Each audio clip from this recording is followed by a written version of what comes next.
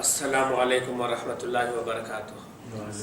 الحمدللہ رب العالمین والصلاة والسلام علی اشرف الانبیاء والمرسلین، اما بعد، اعوذ باللہ من الشیطان الرجیم، بسم اللہ الرحمن الرحیم۔ یوفون بالنذر ویخافون یوما کان شرہ مستطیرا وَيُطْعِمُونَ الطَّعَامَ عَلَى حُبِّهِ مِسْكِينًا وَيَتِيمًا وَأَسِيرًا إِنَّمَا نُطْعِمُكُمْ لِوَجْهِ اللَّهِ لَا نُرِيدُ مِنْكُمْ جَزَاءً وَلَا شُكُورًا إِنَّا نَخَافُ مِنْ رَبِّنَا يَوْمًا عَبُوسًا قَمْطَرِيرًا۔ محترم حضرات، تمام تعریفوں کے لائق اللہ تعالی ہے جو کائنات کا خالق و مالک ہے۔ عبادتیں اسی کے لیے درست اور روا ہی۔ سب سے سچی بات اللہ کی بات قرآن حکیم ہے، اور سب سے بہتر راستہ محمد رسول اللہ صلی اللہ علیہ وسلم کا راستہ ہے۔ دین میں نئی چیز بدعت ہے، بدعت گمراہی ہے، اور گمراہی کا انجام دوزخ ہے۔ محترم حاضرین، آج کے درس میں ہم سنیں گے کہ کسی کی زمین، جائیداد، مکان پر ناجائز قبضہ جمانا یہ کبیرہ گناہ ہے۔ دیکھیے، اگر لوگوں کے دلوں میں اللہ کا ڈر نہیں ہے تو انسان کا مال، اس کی دولت، اس کی جائیداد، اس کا رعب، اس کا دبدبا، یہ سب اس کے لیے وبال جان بن جاتی ہے۔ یہ اللہ کی عظیم نعمتیں، آدمی کسی کے مال ہڑپنے میں استعمال کرنا شروع کر دیتا ہے، کسی کی زمین پہ کیسے قبضہ جمانا، کاغذات کیسے تیار کرنا، پیپر کیسے بنانا، اس کے پیچھے لگ جاتا ہے۔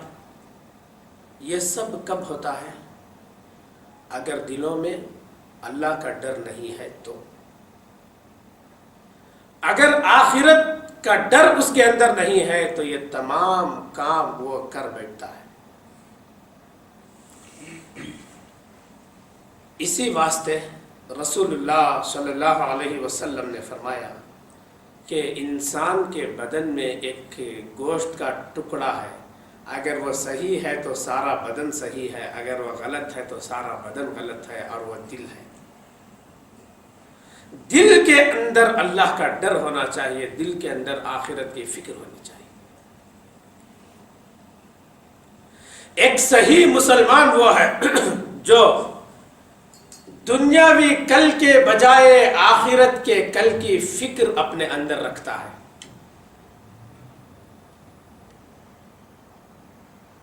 میرا دنیاوی کل کیا بنے گا، اس کو فکر لاحق نہیں ہوتی۔ وہ کل جس کے بارے میں اللہ نے آخرت کہا، اور وہ یوم الدین ہے، وہ جس کا مالک اللہ ہے، مالک یوم الدین، جہاں پہ جزا دی جاتی ہے، سزا دی جاتی ہے، اللہ کے سامنے کھڑے ہونا ہے۔ اعمال نامے یا تو دائیں ہاتھ میں ملیں گے یا تو بائیں ہاتھ میں ملیں گے، یا تو اس کا ٹھکانہ دوزخ ہوگا یا تو اس کا ٹھکانہ جنت ہوگا۔ اس آخرت کی فکر کرتا ہے۔ اللہ تعالیٰ قرآن حکیم کے اندر نیک لوگوں کی تعریف بیان کیا۔ صحیح نیک لوگ کونی؟ یوفون بالنذر، وہ نذروں کو پوری کرتے ہیں، منت پوری کرتے ہیں۔ وَيَخَافُونَ يَوْمًا كَانَ شَرُّهُ مُسْتَطِيرًا، اور اس دن سے وہ ڈرتے ہیں۔ وَيَخَافُونَ يَوْمًا، اس دن سے وہ ڈرتے ہیں، كَانَ شَرُّهُ مُسْتَطِيرًا، جس کی مصیبت پھیلی ہوئی ہوگی۔ وہ دن قیامت کا دن ہے۔ وَيُطْعِمُونَ الطَّعَامَ عَلَى حُبِّهِ مِسْكِينًا وَيَتِيمًا وَأَسِيرًا، اپنی ضرورت کے ہوتے ہوئے کھانا کھلاتے ہیں، یتیم کو، مسکین کو اور قیدی کو۔ کیوں کھلاتے ہیں؟ انما نطعمکم لوجہ اللہ لا نرید منکم جزاء ولا شکورا۔ صرف اللہ کی رضا کے لیے کھلاتے ہیں، شکریہ کے الفاظ سننے کے لیے نہیں اور کوئی بدلے کے طور پر نہیں۔ اس کے بعد انا نخاف من ربنا یوما عبوسا قمطریرا، اور وہ یہ کہتے ہیں کہ ہم ہمارے رب سے اس دن کے بارے میں ڈرتے ہیں جو دن سخت مایوسی کا دن ہوگا، اداسی کا دن ہوگا۔ ایسے دن سے وہ لوگ ڈرتے ہیں۔ تو نیک لوگ کون ہیں؟ دنیاوی کل کی نہیں، آخرت کے کل کی فکر کرتے ہوئے اپنی بھوک کے باوجود یتیم کو کھلاتے ہیں، مسکین کو کھلاتے ہیں، قیدی کو کھلاتے ہیں۔ کیوں؟ آخرت کا ڈر ان کے اندر ہے۔ یہ نیک لوگ ہیں۔ اگر کوئی آخرت سے ڈرنے کے بجائے آخرت کے ڈر کی خاطر یتیم مسکین قیدی کو کھانا کھلانے کے بجائے یتیم مسکین کی زمین ہڑپ رہا ہے، اس کے مکان پہ قبضہ جماتا ہے، اس کی جائیداد ہتھیاتا ہے، تو یہ کتنا بڑا جرم ہوگا۔ یہ اس تعلق سے ترتیب وار ہم حدیثوں کو سنیں گے۔ اس سے پہلے میں آپ کو ایک بات بتاؤں، میرے عزیز دوست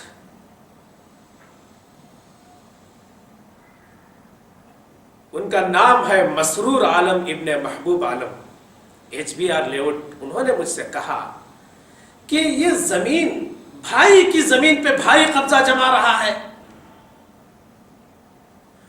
پڑوس کا لحاظ نہیں، دیوار اپنے اندر لا رہا ہے، کوئی پرواہ نہیں اس کو۔ کیا شریعت میں، قرآن اور حدیث میں اس کی کچھ سزا ہے بھی؟ اگر ہے تو وہ حدیثیں کہاں ہیں؟ اس پہ جمعہ کے خطبے کیوں نہیں ہوتے؟ اس پہ دروس کیوں نہیں ہوتے تاکہ لوگوں کو معلوم ہو کسی کی زمین پہ قبضہ جمانا کتنا بڑا جرم ہے، کسی کی زمین کے اندر داخل ہونا کتنا بڑا گناہ ہے، کسی کی زمین اپنے نام پہ بنا لینا کتنا بڑا جرم ہے اللہ کے پاس۔ آج معاملہ یہاں تک پہنچ گیا ہے، یہاں تک پہنچ گیا ہے، لوگ زمین کی چوری میں اتنے ماہر ہو گئے ہیں، حکومت پریشان ہے کہ پیپر کس کا جانچے، کون صحیح کون غلط ہے۔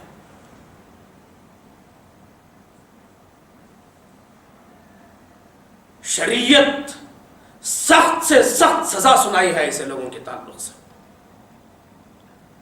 دنیاوی سزاؤں سے انسان بچ سکتا ہے، لیکن اللہ کی سزا سے قیامت کے دن کون بچے گا؟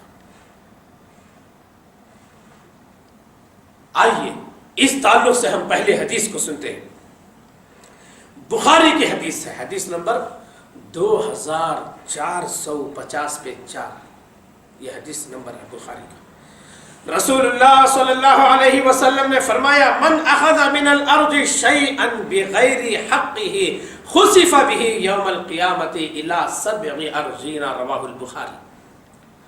رسول اللہ صلی اللہ علیہ وسلم نے فرمایا، اگر کوئی کسی کی زمین ناحق لیتا ہے، بغیر حقہ، ناحق لیتا ہے، شیئن، شیئن کسے کہتے ہیں معلوم؟ کچھ بھی، کچھ بھی، 1 انچ بھی ہو سکتا ہے، اس سے کم بھی ہو سکتی ہے، اس سے اور کم بھی ہو سکتی ہے، یہاں تک کہ ناقابل تقسیم حصہ جو ہوتا ہے اس حد تک کو بھی جو ہے شیئن کہا جاتا ہے، اس لیے کہ شیئن جو ہے یہ ذرے کے معنی میں ہے، یہ باریک سے باریک چیز کے لیے بھی استعمال کیا جا سکتا ہے۔ اگر کچھ بھی زمین لے لیا کسی کی ناحق، خسف به یوم القیامت الی 7 ارضین، اللہ تعالیٰ قیامت کے دن اس کو دھسائے گا، دھسا دیا جائے گا، الی 7 ارضین، 7 زمینوں تک اس کو دھسائے گا اللہ تعالیٰ۔ یہ پہلی حدیث تھی۔ اب بتائیے ایسی زمین کو لے کر ہم کیا کریں جس کے جرم میں رب العالمین ہمیں قیامت کے دن 7 زمینوں میں دھسا رہا ہے، اور وہ دھسنے کی کیفیت کیا ہوگی وہ وہیں پر معلوم ہوگا۔ اللہ کا حکم ہے، اللہ دھسائے گا، یہ کوئی منہ کی باتیں نہیں ہیں، یہ کوئی بیتو کی باتیں نہیں ہیں یہ کہ کہہ دی جائیں. اللہ کے ہاں قانون ہے, اللہ کے ہاں مجرم کے لیے سزا ہے. خاص طور پر حقوق العباد, جو بندوں کے حقوق کو مارتے ہیں, اللہ کے ہاں کیسے چھوٹ ہو سکتی ہے؟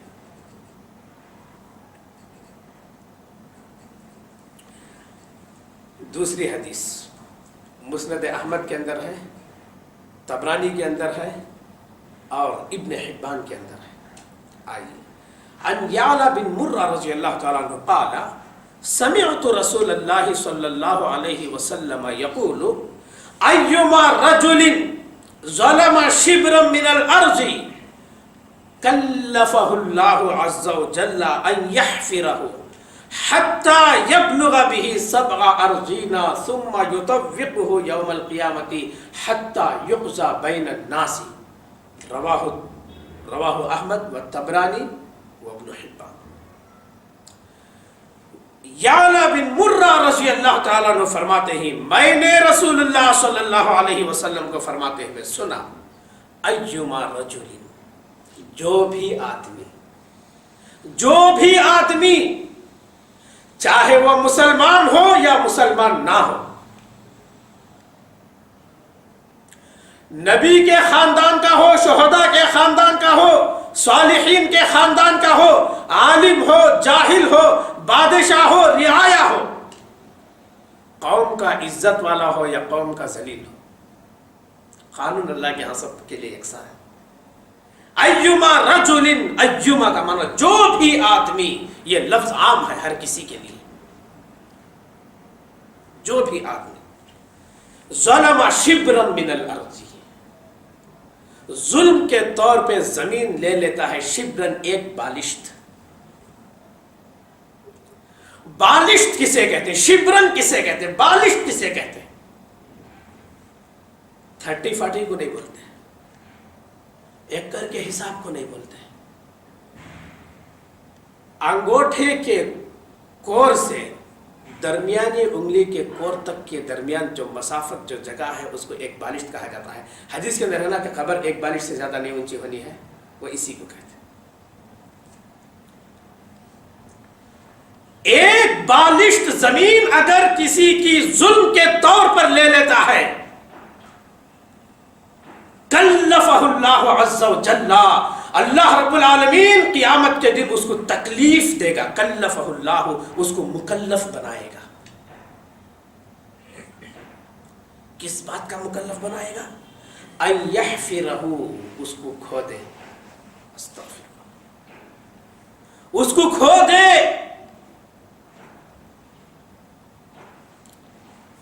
ایک لیبر, ایک مزدور ایک دن میں کتنی کھدائی کا کام کر سکتا ہے؟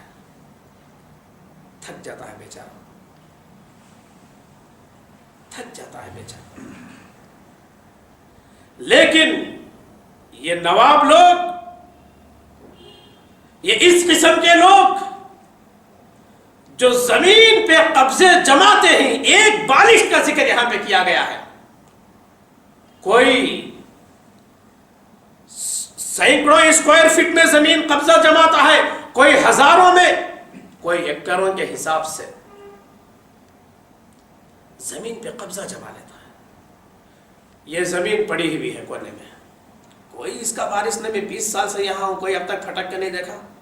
چلو اس کے پیپر بنائیں گے.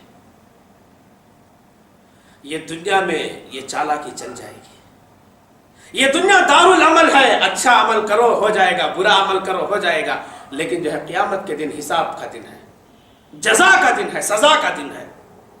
وہاں کے لیے کیا کرو گے؟ بھائی بھائی کی زمین پہ قبضہ جماتا ہے, بھائی بھائی کے مکان پہ قبضہ جماتا ہے. یہ گھر کے اندر کے معاملات, باہر کے معاملات اللہ کی پناہ.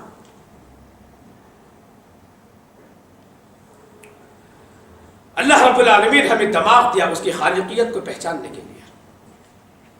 اللہ نے ہمیں دل دیا اس کے ربوبیت کو پہچاننے کے لیے, اس کی عبادت کرنے کے لیے. ہمیں دنیا میں اللہ کیوں بھیجا ہے, اس کے اوپر غور و فکر کر کے اپنے آخرت کو بنانے کے لیے. جائیداد پہ حملے کرنے کے لیے، دماغ لڑانے کے طور کے لیے اللہ پیدا نہیں کیا ہمیں. ہماری پیدائش کے مقصد کو سمجھیں. تم میں کون اچھا عمل کرے، اللہ تعالیٰ بولتا ہے لِيَبْلُوَكُمْ أَيُّكُمْ أَحْسَنُ عَمَلًا، تاکہ اللہ جان سکے تم میں اچھا عمل کون کرے گا. یہ کیا اچھا عمل ہے؟ احسن عمل اس کو کہتے ہیں. یہ ہماری پیدائش کا مقصد ہے؟ نہیں ہو سکتا دوستو. اَن يَحْفِرَهُ، اس کو کھودنے کا اللہ تعالیٰ حکم دے گا. حَتَّى يَبْلُغَ بِهِ 7 أَرْضِينَ، اور کتنے اسکوائر فٹ کھودنا، کتنے اسکوائر فٹ، 7 زمینوں تک یہاں تک کہ پہنچ جاتا ہے وہ کھودتے کھودتے کھودتے. اس کا مکلف بنائے گا آدمی. اتنی زمین کوئی لیتا ہے تو اتنی زمین 7 زمینوں تک اس حصے کو کھودنا.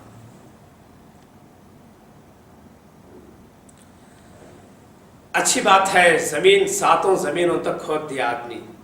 کتنی تکلیف اس کو ہوتی ہوگی ذرا آپ اندازہ لگائیے. خیر کھود دیا، اللہ مکلف بنایا. کیا سزا ختم ہو گئی؟ ختم ہو گئی سزا؟ نہیں، اور باقی ہے. ثم یطوقہ یوم القیامہ، پھر قیامت کے دن اس کا ہار بنا کر اللہ تعالیٰ گلے میں ڈال دے گا. کتنا بڑا ہار ہوگا، آدمی کی حیت کتنی بڑی ہوگی. حتی یقضی بین الناس، یہ کب تک اللہ تعالیٰ ہار پہنا کر کھڑائے گا؟ جب تک کہ لوگوں کے درمیان فیصلہ نہ ہو جائے. ادھر فیصلے ہو رہے، ادھر اس کو ڈسپلے کے طور پہ کھڑا کیا گیا ہے. دیکھو دنیا میں زمین چور، زمین کا چور دیکھو، زمین کا چور دیکھو.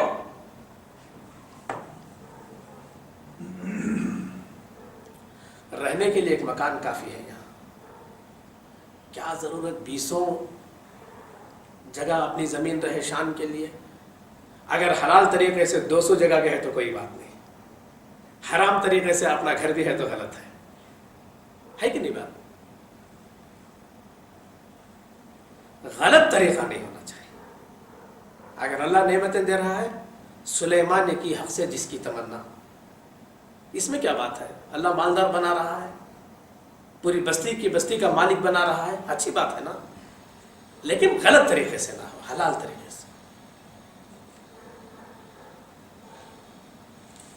زمین کھودنا 7 زمینوں کی حد تک، کہیں تو دھسایا جا رہا ہے، کہیں تو کھودنے کا مکلف بنایا جا رہا ہے، اور اس کا ہار بنا کے لوگوں میں فیصلے ہونے تک ادھر کھڑے گیا گیا. یہ جائے عبرت ہے، تماشا نہیں. اسے سبق لینا ہے. یہ حدیثیں یقیناً رونگٹیں کھڑی کر دینے والی حدیثیں. ایک اور روایت بخاری کی ہے، حدیث نمبر 3190 پہ 5 ہے، 3195. روایت دیکھیے اس طرح ہے، روایت بڑی اچھی ہے. عن ابی سلمۃ بن عبد الرحمن رضی اللہ عنہ وکانت بینہ وبین اناس خصومۃ فی الارض فدخل علی عائشہ فذکر لها ذاک فقالت یا ابا سلمۃ اجتنب الارض فإن رسول اللہ صلی اللہ علیہ وسلم قال من ظلم قید شبر توقہ من 7 ارضین، رواہ البخاری. کہ ابو سلمہ ابن عبد الرحمن رضی اللہ عنہ مشہور صحابی ہیں ابو سلمہ، وہ ان کے تعلق سے ہے وَكَانَتْ بَيْنَهُ وَبَيْنَ أُنَاسٍ خَصُومَةٌ فِي أَرْضٍ، ان کے اور چند لوگوں کے درمیان ایک جھگڑا تھا زمین کے بارے میں. کانت بینہ وبین اناس، ان کے اور چند لوگوں کے درمیان خصومۃ، جھگڑا تھا، فی ارض، زمین کا. یہ زمین کے جھگڑے تب بھی تھے، آج کی نئی بات نہیں، جھگڑا تھا. فدخل علی عائشہ، عائشہ رضی اللہ عنہا کی خدمت میں وہ آئے، ابو سلمہ بن عبد الرحمن رضی اللہ عنہ. فذکر لها ذاک، یہ پوری صورتحال کو ان کے سامنے بیان کیا. کہ دیکھو عائشہ ام المومنین عائشہ رضی اللہ عنہا کہ میرا ان کے درمیان وہ زمین کا کچھ جھگڑا چل رہا ہے، صورتحال بیان ہوا. تو عائشہ رضی اللہ تعالیٰ عنہ فرماتی ہیں فقالت، عائشہ رضی اللہ تعالیٰ عنہ فرماتی ہیں یا ابا سلمہ، اے ابو سلمہ اجتنب الارض، زمین کے بارے میں بہت بچ کے رہنا. کیا نصیحت کر رہے ہیں؟ اجتنب الارض، زمین کے بارے میں بچ کے رہنا. فإن رسول اللہ صلی اللہ علیہ وسلم قال، اس لیے کہ رسول اللہ صلی اللہ علیہ وسلم نے فرمایا من ظلم قید شبر، جس نے ایک بالشت سے اندر کی بھی زمین کسی کی لے لی، ایک بالشت کے برابر بھی، ایک بالشت کے برابر بھی زمین لے لی، توفقہ من سبع ارضینا، اللہ تعالیٰ وہ ایک بالشت کے برابر جو ہے 7 زمینوں کا ہار بنائے گا اور بنا کر جو ہے اس کے گلے میں ڈال دے گا. یہ رسول اللہ صلی اللہ علیہ وسلم نے فرمایا. عائشہ رضی اللہ تعالیٰ عنہ ابو سلمہ بن عبد الرحمن رضی اللہ تعالیٰ عنہ کے جھگڑے کو سننے کے بعد تمہیں صحیح ہے غلط ہے نہیں معلوم، لیکن ذرا بچ کے رہنا.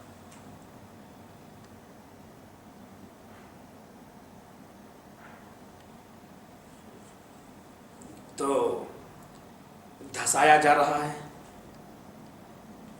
کھودنے کا مکلف بنایا جا رہا ہے، 7 زمینوں تک وہ کیسے کھودے گا بندہ نہیں معلوم. ارے دنیا میں تو شان ہوتی ہے، ہمارا لائر یوں پلٹا دے گا، ہمارا لائر ہے.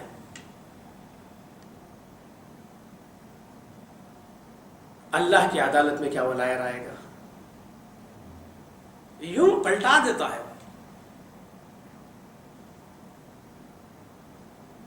ٹھیک ہے، آگے چلیں گے انشاءاللہ. اللہ کی عدالت میں سوائے ہمارے نیک اعمال کے کوئی چیز کام نہیں آئے گی. یہ تصور میں رکھیں، ذہن میں رکھیں. مسند احمد کی ایک روایت ہے، رسول اللہ صلی اللہ علیہ وسلم نے فرمایا من اخذ ارضا بغیر حقها کلف ان يحمل ترابها الى المحشر، رواہ احمد فی مسندہ. رسول اللہ صلی اللہ علیہ وسلم نے فرمایا جس نے ناحق کسی کی زمین لے لی، من اخذ ارضا، کسی کی زمین لے لی، بغیر حقها، ناحق، کلف ان يحمل ترابها الى المحشر. یہ ایک عجیب سزا ہے، یہ دوسری سزا ہے، یہ نئی سزا ہے ان احادیث کے ترتیب میں.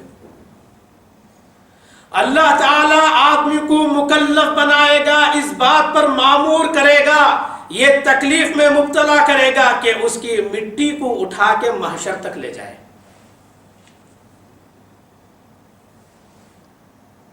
یہ کیا آسان بات ہے؟ ان يحمل ترابها الى المحشر، وہاں جو کھودنے کا حکم دیا گیا اور پھر اس کا ہار بنانے کا حکم دیا گیا، تو اس کی شاید درمیان کی بات ہے. کھود کے وہ مٹی محشر تک لے جائے اور اس کا ہار وہاں پہ بنا کے اسے گلے میں ڈالا جائے گا.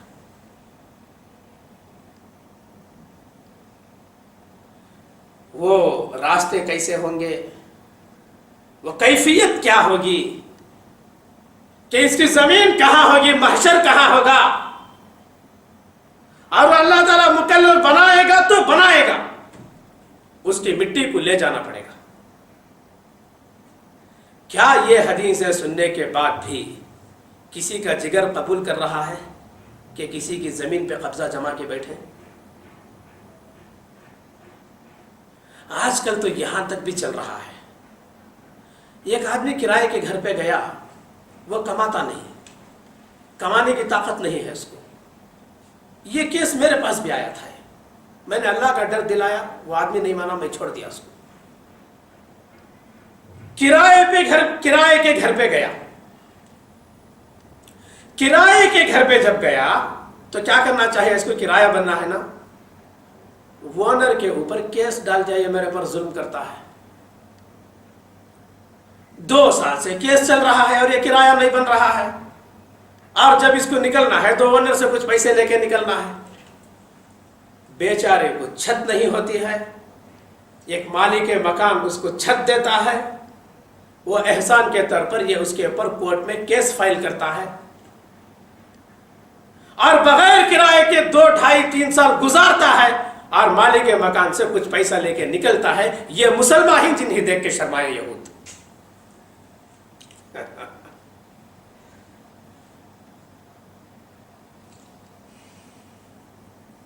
کتاب و سنت کے پابند انسان کا پابند مسل سے تعلق رکھنے والا جو مسلک ہے اس سے متعلق انسان کی بات میں بتا رہا ہوں.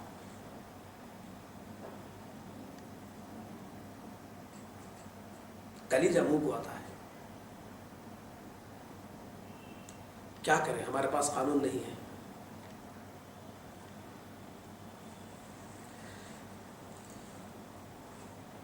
اللہ کے ہاں تو حساب ہے. اللہ کے ہاں حساب ہر مظلوم ہر ظالم کا ہے. سزا جزا ہے اللہ کے پاس. پھر وہ آدمی کیا کہا معلوم, ہائی کورٹ ہونے کے بعد سپریم کورٹ جاؤں گا. نہیں, لوئر کورٹ ہونے کے بعد ہائی کورٹ جاؤں گا میں اور 3 سال رہنے کے لیے. استغفر اللہ. اگر اسی حالت میں اس کی موت آ گئی تو اس کا جنازہ نہیں پڑھنا ہے, اس لیے کہ رسول اللہ صلی اللہ علیہ وسلم قرضدار کے جنازہ نہیں پڑھے, پیچھے ہٹ گئے تھے.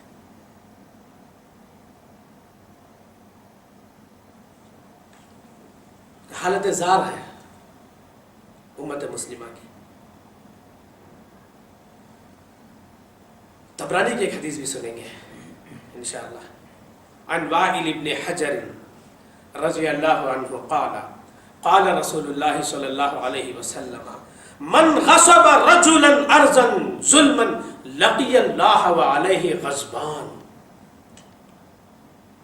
رواہ طبرانی. رسول اللہ صلی اللہ علیہ وسلم نے فرمایا, راوی حدیث وائل بن حجر رضی اللہ عنہ, رسول اللہ صلی اللہ علیہ وسلم نے فرمایا من غصب رجلا, جو بھی آدمی کسی کی زمین, کسی آدمی کی زمین غصب کر لیتا ہے. غصب غین سواد با غصب. غصب کا معنی چھین لینا, ناجائز قبضہ جمانا. ظلمن, ظلم کے طور پر, پیسے دے کر نہیں, ظلم کے طور پر. لقی اللہ, قیامت کے دن اللہ سے وہ ملاقات کرے گا. وہو علیہ غضبان, اللہ تعالیٰ اس پہ سخت غصہ ہوگا. ہماری سب کی چاہت یہ ہے کہ جب ہم مریں تو اللہ سے, اللہ ہم سے راضی ہو, اللہ ہم سے راضی ہو. صحابہ کرام کے نقش قدم پہ چلنے کا حکم اللہ رب العالمین نے دیا. صحابہ کون ہیں؟ قرآن ان کے تعلق سے گواہی دیتا ہے, رضی اللہ عنہم ورضوا عنہ, وہ اللہ سے راضی, اللہ ان سے راضی. یہ صحابہ کے طریقے پہ چلنے کے لیے ہمیں کہا گیا. اور وہ صحابہ جو کتنی تکلیفوں سے اسلام کے لیے قربانیاں دی, کیسی کیسی مالداری کو چھوڑا, بیوی کو چھوڑا, بچے کو چھوڑا, اونٹنی کو چھوڑا, مال کو چھوڑا, تنہا تنہا سفر کر کے نکل گئے. سولی پہ چڑھایا گیا.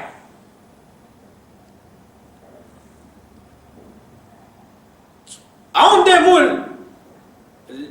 کر کے نیچے سے چٹائی جلائی گئی. ایک صحابی کے بارے میں کیا کیا بتایا جائے.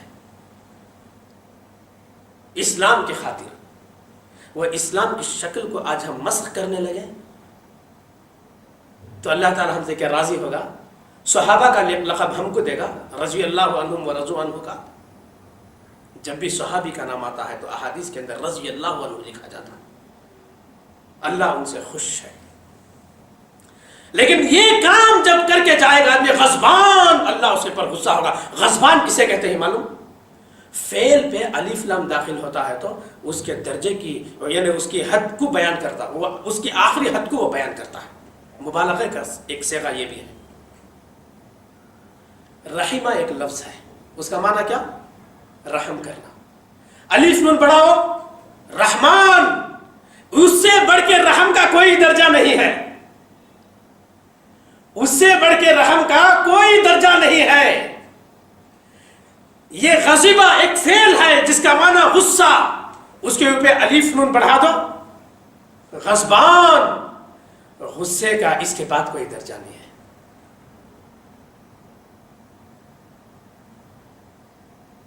اللہ تعالیٰ سخت غصہ ہوگا اس پر جو ایک بالشت کسی کی زمین دنیا میں ہتھیایا ہوگا، ناحق لیا ہوگا۔ اللہ اکبر، استغفر اللہ استغفر اللہ۔ ایک اور حدیث بخاری کی سن لیں گے، حدیث بڑی پیاری ہے، حدیث بڑی پیاری ہے۔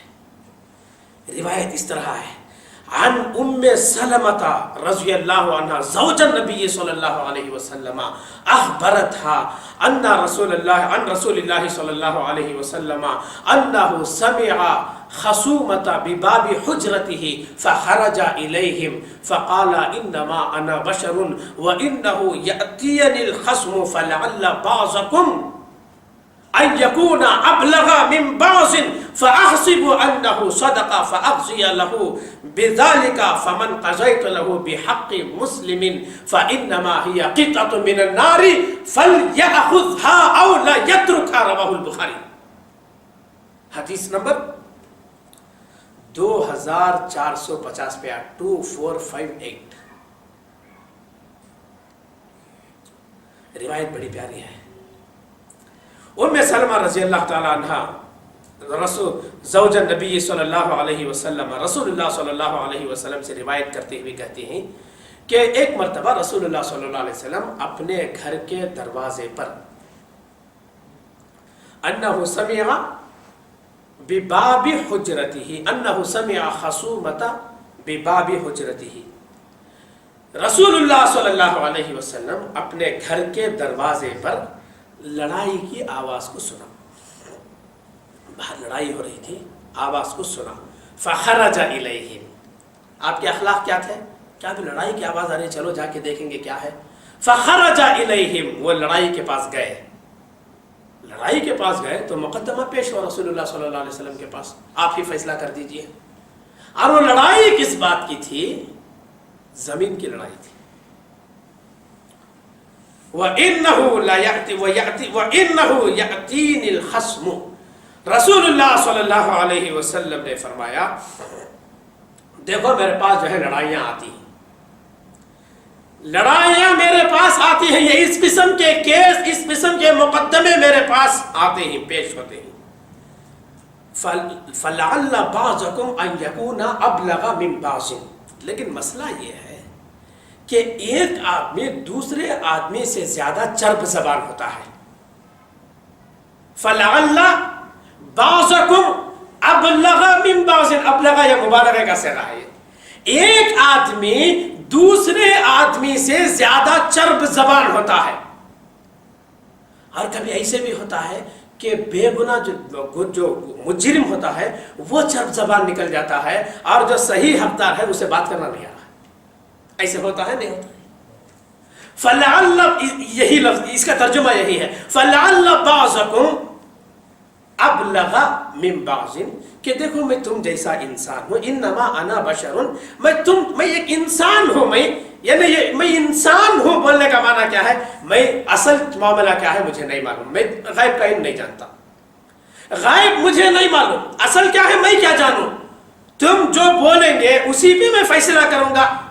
لیکن مسئلہ یہ ہے فَلَعَلَّ بَعْضَكُمْ أَبْلَغَ مِنْ بَعْضٍ، ایک آدمی دوسرے آدمی سے زیادہ چرب زبان ہوتا ہے۔ کبھی ایسے ہوتا ہے کہ مجرم چرب زبان نکل جاتا ہے اور حقدار اسے بات کرنا نہیں آتا، وہ معصوم رہتا ہے، وہ بات کرنے کا ڈھنگ نہیں ہے، کاغذات پیش کرنے کا طریقہ نہیں معلوم اسے، یہ جو ہے نہیں صاحب یہ دیکھو یہ ایسا ہے، یہ دیکھو یہ دیکھو، یہ تاریخ دیکھو، یہ دیکھو، یہ کھاتا دیکھو، یہ بل دیکھو، یہ دیکھو، یہ سینیٹری دیکھو، صاحب بیان کر دیتا ہے، وہ رونا بھی شروع کر دیتا ہے۔ ایسے ہوتا ہے۔ رسول اللہ صلی اللہ علیہ وسلم نے فرمایا کہ دیکھو چرب زبان بعض لوگ ہوتے ہیں، فَأَحْسِبُ أَنَّهُ صَدَقَ، میں یہ سمجھتا ہوں کہ یہی سچا ہے، میں اللہ تو نہیں ہوں، غیب کا علم مجھے نہیں ہے۔ فَأَحْسِبُ أَنَّهُ صَدَقَ، میں یہ سمجھتا ہوں کہ یہی سچا ہے، فَأَقْضِيَ لَهُ بِذَلِكَ، اور وہ زمین اٹھا کے میں اس کو دے بھی دیتا ہوں، چلو یہی سچا ہے، اس لیے کہ وہ بول رہا ہے، مجھے کیا معلوم۔ فَمَنْ قَضَيْتُ لَهُ بِحَقِّ مُسْلِمٍ، یاد رکھو اگر میں کسی کی چرب زبانی میں آ کے نادانستہ طور پر کسی مسلمان کا حق غیر حقدار کو دلا دوں تو وہ کیا چیز ہے معلوم ہو؟ وہ زمین نہیں ہے. فَإِنَّمَا هِيَ قِطْعَةٌ مِّنَ النَّارِ، وہ دوزخ کا ایک ٹکڑا ہے جو میں دے رہا ہوں اسے. فَلْيَأْخُذْهَا أَوْ لَا يَتْرُكْهَا، وہ دوزخ کا ٹکڑا میں اسے دے رہا ہوں، چاہے تو لے چاہے تو چھوڑ دے. وہ زمین نہیں ہے، دوزخ کا ٹکڑا ہے.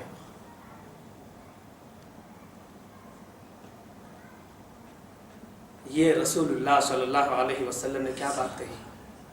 دوزخ کا ٹکڑا ہے، چاہے تو لے چاہے تو چھوڑ دے. اب یہاں پہ آفیسرز موجود ہیں، دفاتر موجود ہیں. کیسے؟ صرف وہاں پہ لٹیگیشن حل کیا جاتا ہے. اور وہاں آپ سمجھتے ہوں گے کہ وہاں پہ ایڈوکیٹ ہوں گے، لائرز ہوں گے. نعوذ باللہ، میں کیسی مجلس میں آپ کو بولنے جا رہا ہوں، آپ خود زیادہ جانتے ہیں. یہاں پہ ایس پی صاحب، سپرنٹینڈنٹ آف پولیس، آپ پڑھے لکھے سب یہاں پہ اہل علم موجود ہیں. لائرز نہیں، غنڈا گردی. یہ تو لے کے چلتے رہو جی. ہاں سے تمہیں کل یہ پیسے لے کے ہو جی، فیس لے کے ہو جی، پیپر بنا کے دے. یہ بھی ہونا رکھو جی تم نا. دوزخ کے ٹکڑوں کی خرید و فروخت ہو رہی ہے وہاں پر. ایسے دلالوں کو اللہ تعالیٰ قیامت کے دن ساتوں زمینوں کے اندر دھسائے گا. اس کی مٹی کو محشر تک لانے کا حکم ان کو دیا جائے گا، اور گلے میں اس ساتوں زمینوں کا توق ڈال کے اللہ تعالیٰ ان آفس میں کام کرنے والے غنڈوں کے گردنوں میں ڈال کر اللہ تعالیٰ ساری دنیا کو بتائے گا یہ دنیا میں اس قسم کے آفس کھول کے بیٹھے تھے، دوسروں کا حق دلاتے تھے مار کے. یہاں پہ شان کتنی معلوم. وہ آفس میں چلے جاؤ، کام ہو جاتا. کیسے کیسے لٹیگیشن حل کر دیا. میرے 2 ایکڑ کا وہی تو حل کیا.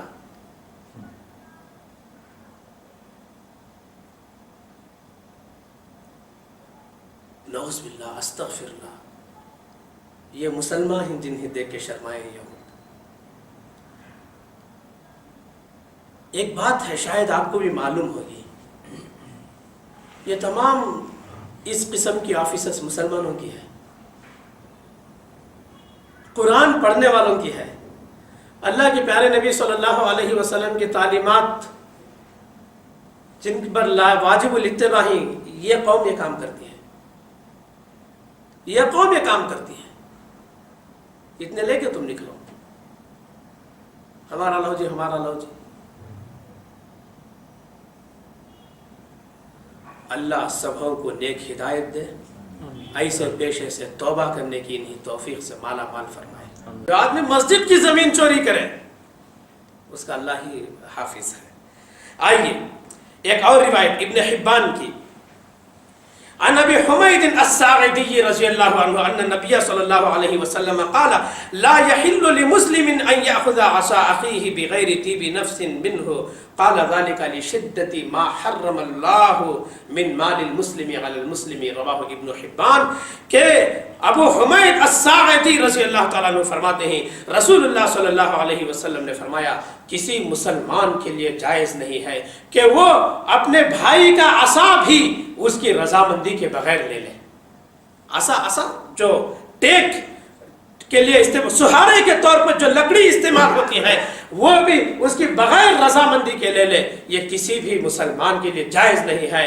لِأَنَّهُ قَالَ رسول اللہ صلی اللہ علیہ وسلم نے یہ عصا کی مثال دے کر اس لیے کہا جبکہ عصا کی قیمت چھوٹی ہوتی ہے. عصا کوئی ایک بڑی قیمتی چیز نہیں ہے، لکڑی کی چیز ہوتی ہے. وہ لِشِدَّةِ مَا حَرَّمَ اللَّهُ مِن مَالِ الْمُسْلِمِ عَلَى الْمُسْلِمِ، یہ بتانے کے لیے کہ اللہ ایک مسلمان کا مال دوسرے مسلمان پر کس قدر شدت کے ساتھ حرام قرار دیا ہے. یہ بتانے کے لیے یہ زمین یہاں پہ یہ عصا کی بات یہاں پہ کہی گئی، لیکن زمین ہتھیائی جاتی ہے. اللہ اکبر.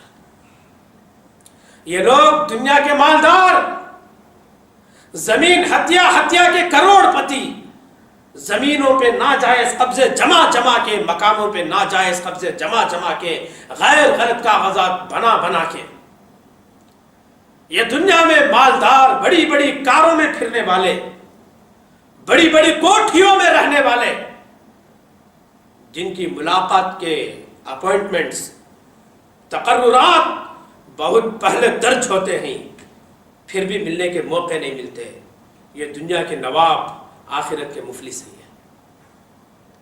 آخرت کے کنگھال ہیں۔ رسول اللہ صلی اللہ علیہ وسلم مثالوں کے ذریعے سے کیسے سمجھاتے تھے؟ ایک مشفق باپ اپنے بچوں کو بٹھا کر جیسے سمجھاتا ہے، بیٹا اگر وہاں پہ ایک کوئی چیز پڑی ہوئی ہے، گری ہوئی ہے، جو چیز پھسل کر گرنے کے لائق ہے، تم اس پہ پیر رکھو گے، موز کا چھلکا وغیرہ ہے، تو کیا ہوگا؟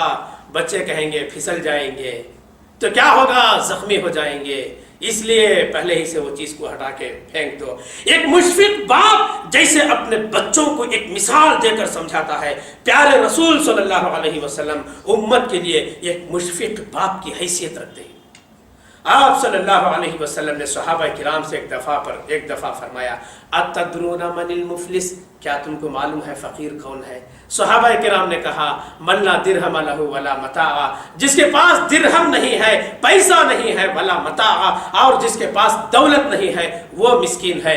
رسول اللہ صلی اللہ علیہ وسلم نے فرمایا، فقال، آپ نے فرمایا، المفلس من امتی، نہیں، میری امت کا مفلس وہ ہے من یأتی یوم القیامت بصلاۃ وصیام وزکاۃ،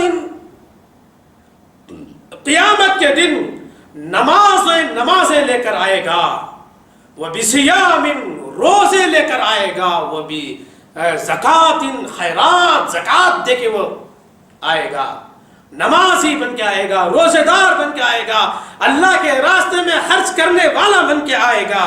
وَيَأْتِي، ایک آدمی آئے گا، کہے گا، قد شتم ھذا، یہ آدمی مجھے گالی دیا تھا دنیا میں۔ ایک آدمی آ کر کہے گا، وَقَذَفَ ھذا، یہ آدمی مجھ پہ دنیا میں تہمت لگایا تھا۔ وَأَكَلَ مَالَ ھذا، ایک آدمی آ کے کہے گا، میری زمین دبایا تھا، میرا مال کھایا تھا۔ وَسَفَكَ دَمَ ھذا، ایک آدمی آ کے کہے گا، میرا خون بہایا تھا اس نے، میرا مرڈر کیا تھا۔ وَضَرَبَ ھذا، ایک آدمی آ کے کہے گا، اس نے مجھے ناحق مارا تھا۔ فَيُؤْتَى ھذا مِنْ حَسَنَاتِهِ، تو کیا ہوگا معلوم؟ یہ نمازی کی نمازیں اٹھا کے دے دی جائیں گی کسے؟ جو آدمی آ کے بولا اس نے مجھے گالی دیا تھا۔ یہ روزے دار کے روزے اٹھا کے دے دیے جائیں گے کسے؟ جو آدمی آ کے کہا تھا مجھ پہ تہمت لگایا تھا، مجھ پہ تہمت لگایا تھا۔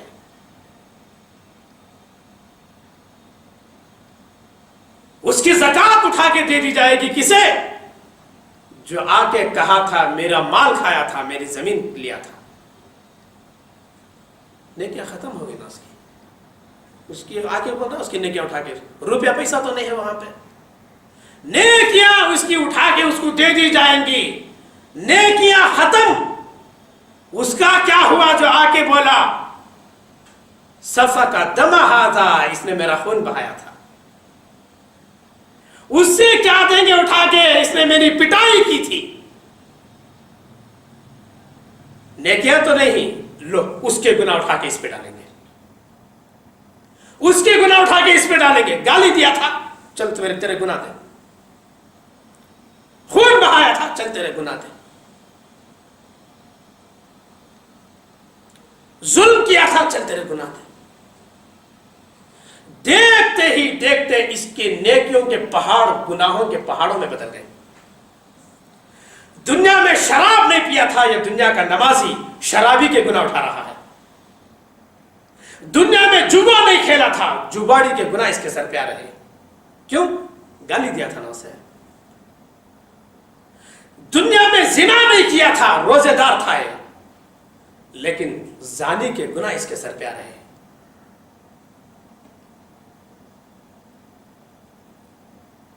کبھی حرام نہیں کھایا تھا، لیکن اس حرام کھانے والے کے گناہ اس پہ آ رہے ہیں۔ کیوں؟ اس کی زمین ہتھیا تھا، نمازی تھا، روزے دار تھا، لیکن زمین بھی چرایا تھا۔ یہ میری امت کا مفلس ہے، اس کے بعد اس کو دوزخ میں پہنچا دیا جائے گا۔ کیسے؟ فَطُرِحَتْ عَلَيْهِ ثُمَّ طُرِحَ فِي النَّارِ، اس کے گناہ جب ڈال دیے جائیں گے، ثُمَّ طُرِحَ إِلَى النَّارِ، دوزخ میں اس کو پہنچا دیا جائے گا۔ یہ روایت کہاں ہے؟ ترمذی اور مسلم میں ہے۔ یہ روایت ترمذی اور مسلم میں ہے۔ اسی واسطے اللہ رب العالمین ہمیں حکم دیتا ہے کہ ان اللہ یأمرکم ان تؤدوا الامانات الی اہلہا وَإِذَا حَكَمْتُمْ بَيْنَ النَّاسِ أَن تَحْكُمُوا بِالْعَدْلِ، لوگوں امانتیں ان کے اہل تک پہنچا دو۔ اللہ تمہیں حکم دیتا ہے کہ امانتیں ان کے اہل تک پہنچا دو اور لوگوں کے درمیان فیصلے کرو تو انصاف کے ساتھ فیصلے کرو۔ اور یہ زمین کو، یہ گھر کے اندر ناجائز قبضہ جما کے بیٹھ جانے والا، وہ نہ مالک مکان پر ہی روبداری جمانے والا، یہ منافق ہے۔ یہ کون فرمایا منافق ہے؟ میں کون ہوتا ہوں بولنے کے لیے؟ رسول اللہ صلی اللہ علیہ وسلم نے فرمایا آیت المنافق ثلاث، منافق کی 3 نشانیاں ہیں۔ اس کے اندر ایک نشانی اذا اؤتمن خان، امانت رکھی جائے تو خیانت کرے۔ یہ خیانت نہیں تو کیا ہے؟ یہ خیانت نہیں تو کیا ہے؟ بھائی کے لیے بولا بھائی میرا یہ گھر ہے تو اس میں رہ لے، تو غریب ہے، ہاں تو کثیر العیال ہے، تیرے بچے ہیں، تیری کمائی کم ہے، تیرا معاملہ آمد کم خرچ زیادہ ہے، ہاں چل میرے گھر میں تو رہ لے، اللہ جب تجھے سہولت دیتا تب تو چھوڑ کے چلا جائے۔ بڑے بھائی کا انتقال ہو گیا، اب یہ کیا کیا؟ احسان کے بدلے میں بیوہ اور یتیموں کا گھر دبا لیا۔ یہ منافق ہے، یہ قیامت کے دن کا مفلس ہے، یہ قیامت کے دن زمینوں میں دھسایا جانے والا انسان ہے۔ اس کے گلے میں وہ گھر کا ہار بنا کے ڈال دیا جائے گا 7 زمینوں تک کھود کر۔ وہ دوزخ کا ٹکڑا ہے جس کے اندر وہ رہ رہا ہے۔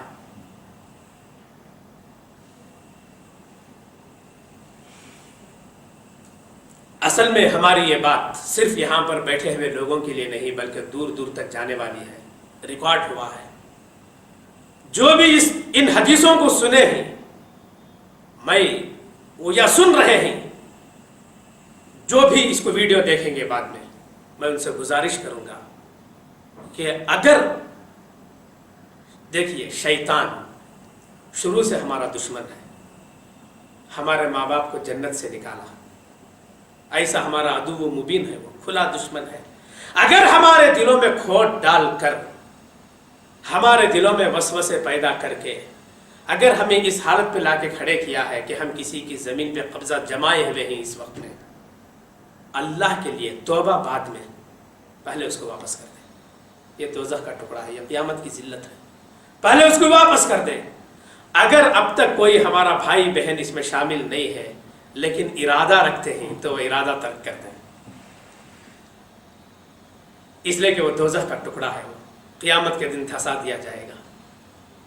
توبہ بعد میں، پہلے واپس کر دیں، پہلے واپس کر دیں، اور یقین رکھیں اللہ سے ڈر کر اللہ کی رضا کے لیے واپس کریں گے تو اللہ آپ کے مال میں جتنی چیز واپس کریں گے اس سے دگنا تگنا اور کئی ملٹی پلائی کر کے اللہ تعالیٰ تم کو دینے پہ قادر ہے، دے گا انشاءاللہ۔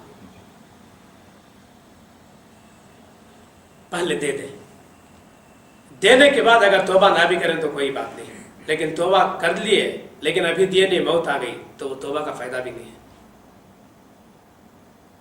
اور یہ باتیں دوسروں کو پہنچائیں کہ ایک دیوار جو اندر آ جاتے ہیں 1 اسکوائر فٹ، پھر ہمیں ان کو بلاؤ، ان کو بلاؤ، ہاں بھائی ویسا بھی ہونا رہنا ہے، نہیں تم کو ادھر تم کو رہنا ہے، نہیں رہنا ہے تو جتنا ہے اتنے میں رہنا، نہیں تو ہمارے بارے میں معلوم نہیں، تم نا دوسروں سے پوچھنا، ہمارا تعارف ہمیں نہیں کراتے، اللہ ان کا تعارف قیامت کے دن کرائے گا۔ یہ تمام مسائل آج ہیں، ہم دیکھ رہے ہیں تبھی تو جا کر ہم بول رہے ہیں، اس کے اندر ایک چیز بھی ایسی نہیں کہ نہیں ہے سو بعد میں بول رہا۔ اللہ سے دعا ہے کہ اللہ تعالی ہمیں امانتوں کی حفاظت کرنے کی توفیق عطا فرمائے اور خاص طور پہ امت مسلمہ سے اس چیز کو دور فرمائے اور عموماً پوری دنیا کو اس سے حفاظت فرمائے، اور اللہ تعالیٰ جو ہے زمین کے بارے میں خاص طور پر ڈر کر رہنے کی ہمیں توفیق عطا فرمائے. آمین. السلام علیکم ورحمۃ اللہ. السلام. جزاکم اللہ خیر الجزا.